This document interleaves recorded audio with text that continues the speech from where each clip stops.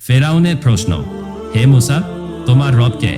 হযরত মুসা আলাইহিস সালামের কাছে মহান আল্লাহ তাআলা সম্পর্কে এমন ঔদ্ধত্যপূর্ণ প্রশ্ন করেছিল ফেরাউন। হযরত মুসা আলাইহিস সালাম চমৎকারভাবে তার রবের পরিচয় দিয়েছেন। আল্লাহর পরিচয় দিতে গিয়ে হযরত মুসা আলাইহিস সালাম কি বলেছিলেন? ফেরাউন নিজেকে প্রভু বলে দাবি করত। আল্লাহর নির্দেশেই মুসা আলাইহিস সালাম ফেরাউনের কাছে তাওহীদের দাওয়াত দিয়েছিলেন। তখন ফেরাউন হযরত মুসা আলাইহিস সালামের কাছে আল্লাহর পরিচয় জানতে চায়।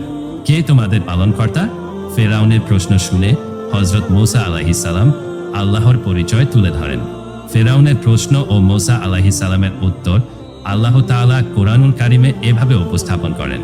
সে বলল, হে মুসা, তোমাদের পালনকর্তা কে? সূরা তহা আয়াত ৪৯। হযরত মুসা আলাইহিস সালাম আল্লাহর পরিচয় তুলে ধরেন এভাবে। সে মুসা আলাইহিস সালাম বলল, আমাদের রব তিনি, যিনি প্রত্যেক বস্তুকে তার আকৃতি দান করেছেন, অতঃপর পথ নির্দেশ করেছেন। সূরা তহা আলোচ্য আয়াতে হযরত মুসা আলাইহিস সালাম তার রবের পরিচয় দিয়েছেন। তিনি বলেছেন, আমার রব হচ্ছেন আল্লাহ, তিনি সবকিছুর সৃষ্টিকর্তা, তিনি সবকিছুকে অস্তিত্বে নিয়ে এসেছেন, এগুলোর ভেতর অনুভূতিও সৃষ্টি করেছেন এবং প্রত্যেক বস্তুকে নিজেদের কর্মকৌশল শিখিয়ে দিয়েছেন। হযরত মুসা আলাইহিস সালামের দেওয়া পরিচয়ের একাধিক ব্যাখ্যা তাফসীর গ্রন্থে উঠে এসেছে। সেগুলো হলো, ১. মহান প্রভু তিনি, যিনি প্রত্যেকটি বস্তুর জোড়া সৃষ্টি করেছেন। ২.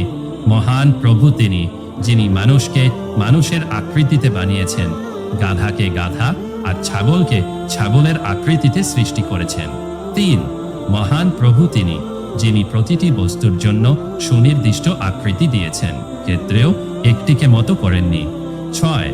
মহান রব তার প্রতিটি সৃষ্টিকে তার উপযোগী করে জ্ঞান দিয়েছেন, তারপর সে ভালো জিনিসটার দিকে কিভাবে যেতে হবে সেটাও দেখিয়ে দিয়েছেন।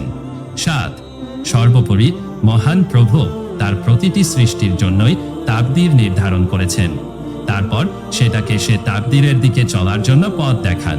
প্রতিটি সৃষ্টির কার্যাবলী, আয়ু এবং রিজিক লিখে দিয়েছেন। মনে রাখা জরুরি, মহান প্রভু আর কেউ নন। তিনি হচ্ছেন মহান আল্লাহ তাআলা, যার কোনো শরিক নেই, যিনি দুনিয়ার সবকিছু সৃষ্টি করে থেমে যাননি, বরং তাদের গতিপথ নির্ধারণ করে পথ দেখিয়েছেন। মহান প্রভুর দিক নির্দেশনা অনুযায়ী চলছে পুরো সৃষ্টি জগৎ। মহান প্রভুর দিক নির্দেশনার বাইরে এসে কারো ব্যতিক্রম কিছু ঘটানোর সুযোগ নেই। আল্লাহ তাআলা কর্তৃক নির্ধারিত কোনো বিষয় থেকে বেরিয়ে যাওয়ারও কোনো সুযোগ নেই। এক কথায় মহান রবের ইচ্ছা অনুসারে পরিচালিত হচ্ছে এই পৃথিবী। একই নিয়মে সূর্য ওঠে এবং অস্ত যায়, চাঁদ নিরবিচ্ছিন্ন জ্যোৎস্না বিলিয়ে যায়, আর এর মাঝেই ফুটে ওঠে মহান রবের পরিচয়।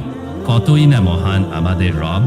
আল্লাহ তাআলা বিশ্ববাসীকে মহান রবের পরিচয় পাওয়ার পর তার দেখানো পথ ও মতে জীবন পরিচালনা করার তৌফিক দান করুন। আমিন।